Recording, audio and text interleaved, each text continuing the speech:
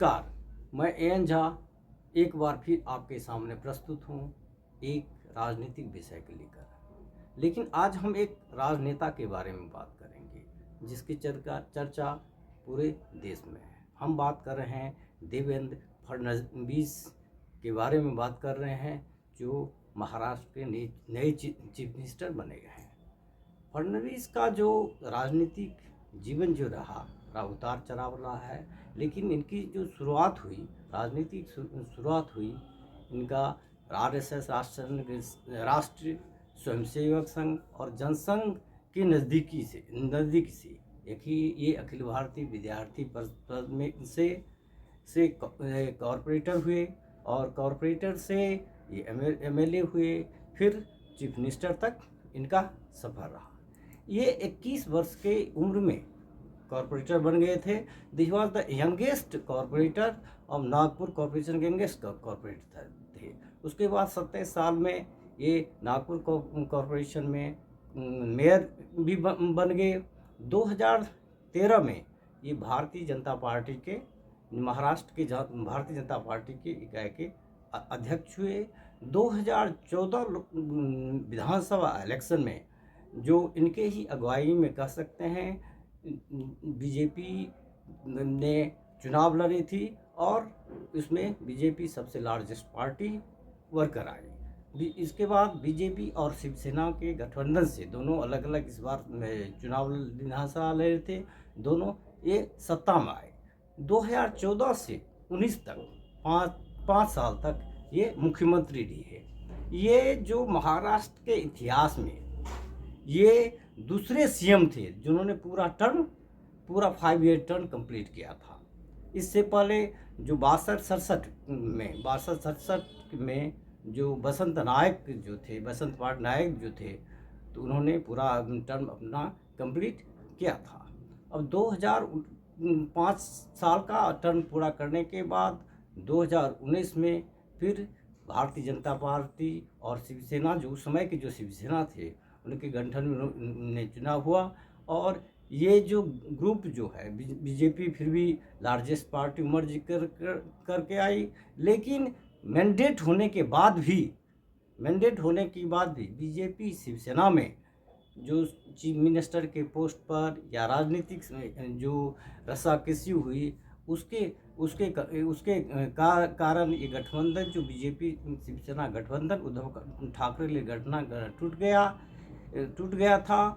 और आनंद फानन में कुछ दिन के लिए 2-3 दिन के लिए 80 घंटे के लिए फिर देवेंद्र फडणवीस फिर चीफ मिनिस्टर बने। वो एनसीपी नेशनलिस्ट कांग्रेस पार्टी के अजीत पवार को लेकर के बने, लेकिन ये केवल 3 दिन ही चला। इसके बाद जो महाविकास आघाड़ी का इसी बीच में गठन होता है, जिसमें Sharad Pawar lead nationalist Congress party और जो कांग्रेस और उद्धव ठाकरे जो शिवसेना थे, इनके गठन में महाविकास आघाड़ी बनती है, एमजीए बनती है और उद्धव ठाकरे चीफ मिनिस्टर बन जाते हैं। ड्यूरिंग दिस पीरियड ये विपक्ष के नेता बनते हैं।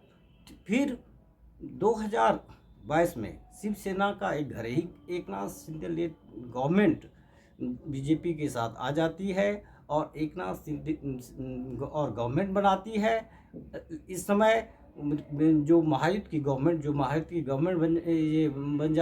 बन जाती है और एकनाथ शिंदे जो है वो चीफ मिनिस्टर वो बन जाते हैं और इस समय ये डिप्टी चीफ मिनिस्टर बनते हैं। उस समय आपको ये भी लगता होगा जो 5 साल तक जो चीफ मिनिस्टर पूरा टर्म किया वो डिप्टी चीफ मिनिस्टर बन रहा है, लेकिन इन्होंने सेंट्रल लीडरशिप के कहने पर उन्होंने डिप्टी चीफ मिनिस्टर का ही रोल अदा किया। उसके बाद 1 साल के बाद अजीत पवार लीड एनसीपी का जो फैक्शन है वह भी बीजेपी और शिंदे लीड जो गवर्नमेंट जो है उसमें आ जाते हैं और ये पूरा कार्य चलता है। पूरे कार्य टर्म में 2019 और 24 जो के टर्म में ये डिप्टी चीफ मिनिस्टर रहते हैं। उसके बाद जो 2024 में अभी हाल में जो 20 नवंबर का जो महाराष्ट्र में विधानसभा इलेक्शन हुआ, जिसका रिजल्ट 23 नवंबर को हुआ, उसमें महायुद्ध means BJP, Shiv Sena led by Eknath Shinde और NCP led by Ajit Pawar की जो ये थी, ये लैंडस्लाइड विक्ट्री ये करती है और बीजेपी फिर लार्जेस्ट पार्टी होकर इमर्ज करती है। अपने बल पर ये 132 सीट जी जाते हैं। मन अपने बल पर ये जस्ट 13 शॉर्ट ऑफ जो मेजोरिटी होना चाहिए, 288 मेजोरिटी के लिए 145 जो मेंबर की ये होती है। इस प्रकार महायुद्ध की विजय में होती है, लेकिन होती है। और इस विजय में बीजेपी के तरफ से और पूरे महायुद्ध की तरह से ये माना जाता है कि देवेंद्र फडणवीस का जो रोल रहा, जो सबसे अच्छा रोल रहा है, उन्हीं के लीड में ये चुनाव लड़े थे और विजय हुए थे। अब ये देखने की बात है, जो अब जब ये आप देखेंगे इनके देवेंद्र फडणवीस के जो राजनीतिक जो जर्नी की बात हम ये करेंगे, कहाँ एक कॉरपोरेटर से लेकर 21 साल में एक कॉरपोरेटर से लेकर के अब तक ये तीसरी बार ये चीफ मिनिस्टर बनना। अभी जो हाल में जो चुनाव हुआ है उसमें जो इनके जो तीन गठबंधन है, महायुद्ध के गठबंधन से बीजेपी लार्जेस्ट पार्टी उमरती है और बीजेपी जो इनके जो बीजेपी लेजिस्लेचर पार्टी जो है नेता चुनते हैं और चीफ मिनिस्टर के रूप में महाराष्ट्र के नए चीफ मिनिस्टर ये बनते हैं। तो दिस इज द मैन। आप देखेंगे देवेंद्र फडणवीस का जो राजनीतिक जर्नी करेंगे, this is man who rose through ranks. बहुत देवेंद्र फडणवीस अन्य नेताओं की जब तुलना अब देवेंद्र फडणवीस से करते हैं तो इनका एक बड़ा चैलेंजिंग रहा, दो कारण से। जो महाराष्ट्र का जो एक जो सोशल या कास्ट जो कन्फिगरेशन, कास्ट जो वहाँ इक्वेशन है, उसमें देवेंद्र फडणवीस ब्राह्मण जो ग्रुप आते हैं तो ब्राह्मण लेस देन 2% है। ऐसे में एक मराठा डोमिनेंट जो स्टेट है में, उसमें एक ब्राह्मण को चीफ मिनिस्टर बना, ये भी ये अपने बराबर अप्रत्याशित है। लेकिन देखिए राजनीति में जो सोच होती है, जो सूझबूझ होती है, जो रणनीति होती है, जो पार्टी को चलाने की होती है, किसी खास जाति से मतलब नहीं रहता है। लेकिन जब हम इलेक्टोरल पॉलिटिक्स की करते हैं तो हमारे यहाँ आइडेंटिटी पॉलिटिक्स में जाति का एक बड़ा ही रोल होता है। तो ऐसे स्थिति में ब्राह्मण को चीफ मिनिस्टर बनना जो है, जब ये चीफ मिनिस्टर बने थे 2014 में, तो it was the second chief minister from ब्राह्मण कास्ट महाराष्ट्र में अब तक 20 चीफ मिनिस्टर जो बने हैं, इसमें केवल दूसरी बार ये जो है जो किसी ब्राह्मण चीफ मिनिस्टर ये बने हैं। इस बार भी जब ये जो महायुद्ध जो था, महायुद्ध जो गठबंधन है ये तीनों का, बीजेपी का, जो एकनाथ शिंदे शिवसेना का और अजीत पवार लेड एनसीपी की ये गठबंधन था, इसमें जो लैंडस्लाइड विक्ट्री होने के बाद फिर ये हुआ कि इन्हें चीफ मिनिस्टर बनाया जाए। लेकिन चूंकि इस बार जो लार्जेस्ट एवर बीजेपी का जो परफॉर्मेंस इसका जो हुआ है, जो खुद अपने बल पर जो अब 288 में 132 सीट जीतने के बाद सब बीजेपी के कार्यकर्ता और सबका जनरल था जो बीजेपी के से ही चीफ मिनिस्टर होना चाहिए। और 10-11 दिन जो ये राजनीतिक रस्साकसी चल दे रही है और फाइनली 5 दिसंबर को as a chief minister Devendra Fadnavis Maharashtra के एज चीफ मिनिस्टर उनका शपथ ग्रहण वगैरह की घोषणा की। अब देवेंद्र फडणवीस की खासियत ये रही है कि ही वॉज वेरी कॉन्फिडेंट। एवं 2019 में जब कि शिवसेना ने बीजेपी को साथ छोड़ करके घोर विरोधी जो कांग्रेस और एनसीपी साथ बनकर सरकार बनाई, तो उस समय भी वो बड़े कॉन्फिडेंट ने जो हम वापस आएंगे। उनका एक जो डायलॉग था 2019 में एक विधानसभा में था, मी पुनः एइन आई विल कम बैक, जो इनका दाता मैं वापस आऊँगा। और साथ साथ विधानसभा में और भी उन्होंने एक भाषण में कहा था, मेरा पानी उतरता देखकर मेरे किनारे घर मत बसा लेना, मैं समंदर हूँ, वापस लौट के आऊँगा। Means I will come back like the ocean. तो ये कॉन्फिडेंस आजकल इनका जो ये रिमार्क उस समय का रिमार्क आकर बहुत वायरल हो रहा है, सोशल मीडिया में खासकर वायरल हो रहा है। और इन्होंने प्रूव कर दिया है, इन्होंने जो कहा था जहाँ साहब इन्होंने 5 साल कहा था और उसका प्रूफ कर दिया।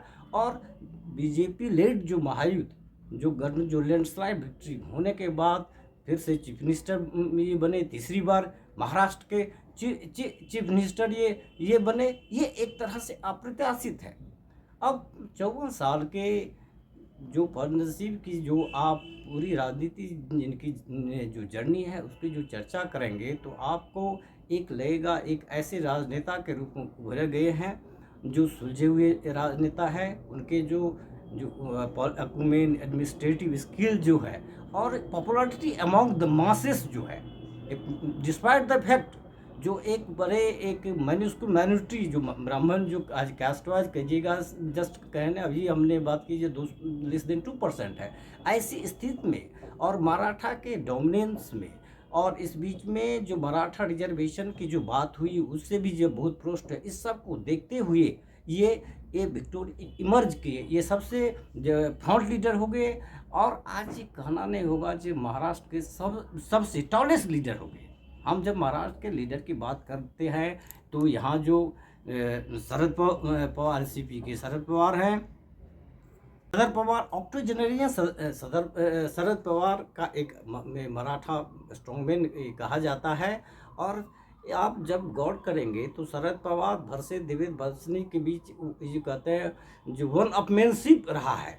जब 2019 में इनका जब देवेंद्र फडणवीस कह गए कि जब शरद पवार का युग खत्म हुआ तो लोग उसको बहुत अच्छे ढंग से उसको नहीं लिए, क्योंकि फिर जब 2024 का जो लोकसभा इलेक्शन हुआ उसमें जो एमवीए जो थे, खास एमवीए में जो Sharad Pawar led NCP, Shiv Sena led जो उद्धव ठाकरे और कांग्रेस के नेतृत्व ने बहुत अच्छा ही अप्रत्याशित परफॉर्मेंस किया। 48 जो सीट थी इसमें 30 सीट ले गए।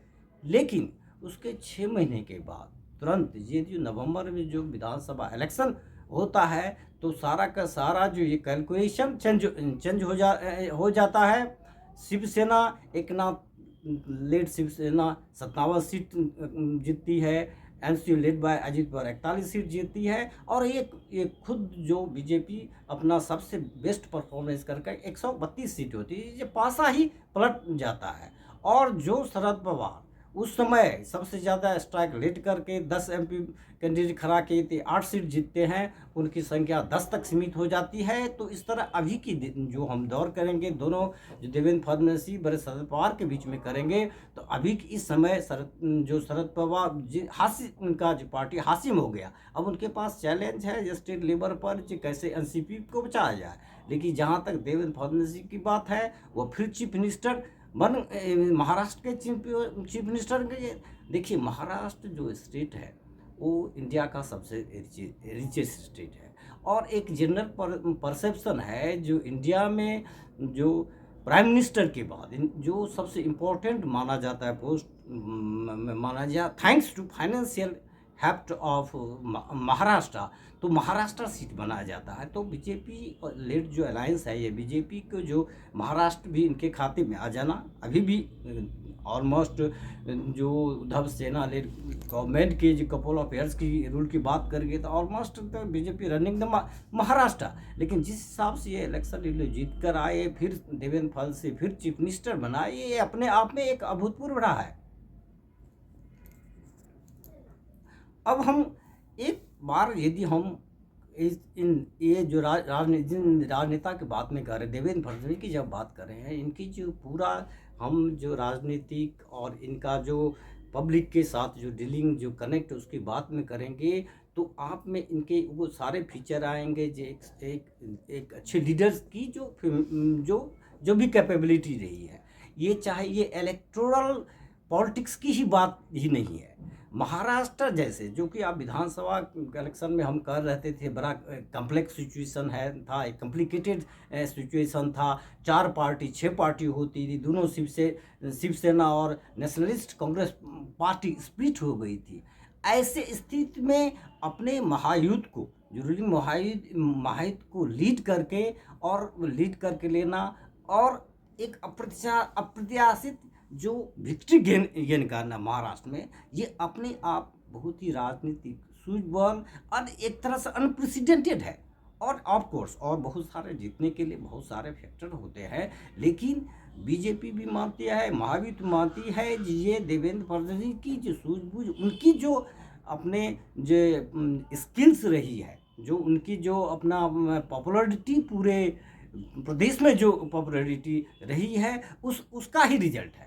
अब रिजल्ट होने के बाद देवेंद्र फडणवीस का जो एक डायलॉग बहुत होता है कि हम तो एक तरह से अभिमन्यु थे, जिसने दुश्मनों के द्वारा जो चक्रव्यूह उन्होंने रचा था, उसको हमने तोड़ा। महाराष्ट्र में आप देखेंगे देवेंद्र फडणवीस जी को जस्ट सितंबर में इलेक्शन से पहले देवा भाव के नाम से उसे पॉपुलरली उनको बोला जाता था, एक बहुत गहरे से। आज के तारीख में जब महाराष्ट्र में देवेंद्र फडणवीस जी फिर से चीफ मिनिस्टर ये बन गए, ऐसी सारी परिस्थिति को जब आकलन करेंगे तो कहना दें महाराष्ट्र के आज के तारीख में महाराष्ट्र के कद्दावर नेता हो गए। और ओवरऑल देश की बात करें तो बीजेपी के तो ये बहुत इम्पोर्टेंट लीडर रहे ही रहे, बहुत बड़े जो पॉलिटिकल सर्कल मोचन भी रहे हैं। अब चीफ मिनिस्टर बनने के बाद चैलेंजेज ऑफ गवर्नेंस, इन्हें चैलेंज का मानना पड़ेगा। फर्स्ट तो है जो कैसे ये दो जो शिवसेना से स्प्लिट होकर जो पार्टी जो आए हैं, जो मैंडेट में उनका भी बहुत ही अच्छा मैंडेट हुआ, चाहे Ajit Pawar led nationalist SCP हो, कांग्रेस पार्टी हो, नेशनलिस्ट कांग्रेस पार्टी हो, या एकनाथ शिंदे लेड शिवसेना हो, जो कि चीफ मिनिस्टर थे, अजय चीफ मिनिस्टर थे। इनके जो कुछ जो कल्याणकारी योजना है, जो उस योजना को कैसे कंटिन्यू किया जाए, जो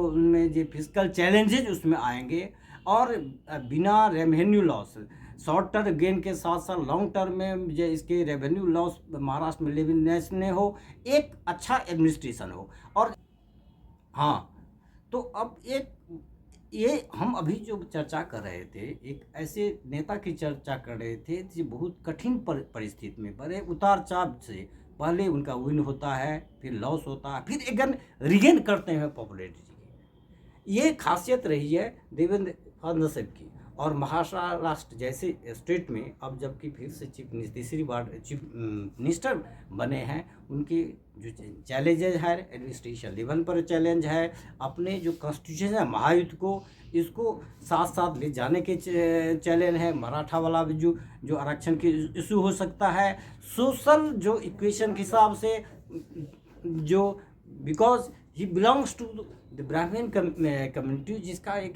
बड़ा minority almost caste wise less than 2% है, तो उस सिस्टम में भी जिनके विरोधी जो है ब्राह्मण बड़े से मराठा का इशू का रेज कर सकते हैं।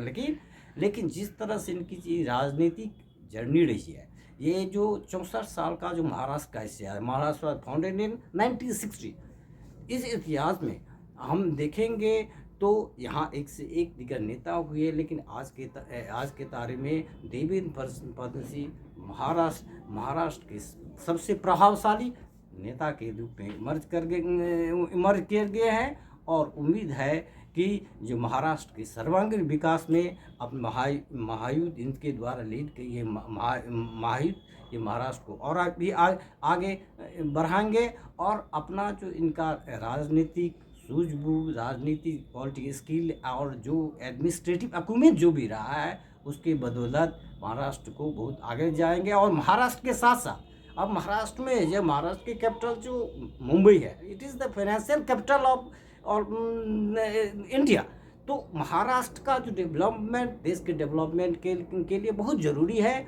और इस वक्त महाराष्ट्र में वो व्यक्ति आ चुका है जो उम्मीद है जो उसको एक और इकोनॉमिकल डेवलपमेंट में, इंडिया के इकोनॉमिक डेवलपमेंट, मार्केट में अच्छे तरह से आगे ले जाएंगे। धन्यवाद।